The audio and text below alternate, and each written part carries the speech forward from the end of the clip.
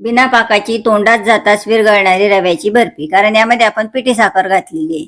त्यासाठी मी 2 वाट्या रवा घेतला आणि बारीक रवा घ्यायचा. अर्ध्या वाटीलाही कमी तूप घेतले. सुरुवातीला थोडेसे तूप गरम केले. त्यामध्ये 10-1 मिनिटं जवळपास रवा भाजून घ्यायचा आणि मिडियम गॅसवरच भाजायचा आणि फार जाळायचा नाही आणि कच्चाही ठेवायचा नाही. नंतर पुन्हा 1-1.5 चमचा तूप घालून पुन्हा डबल 10-1 मिनिटं छान असा रवा भाजायचा.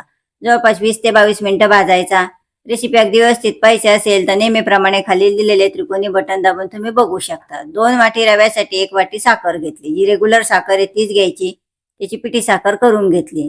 रवा भाजलेला होता त्यामध्ये विलायची पावडर आणि थंड झाल्यानंतर अशी पिठी साखर त्यामध्ये मिक्स करायची आणि पुन्हा डबल मिक्सरच्या भांड्यात घालून फिरवून घ्यायचे. मस्त पेढ्यासारखे बॅटर तयार होते. ते थापून घ्यायचे. थोडेसे सेट होऊ द्यायचे. फ्रीजमध्ये ठेवले 10-1 मिनिटानंतर काढून मस्त अशी बर्फी तयार झालेली आहे. रेसिपी आवडली तर नक्कीच लाईक करायची प्लीज.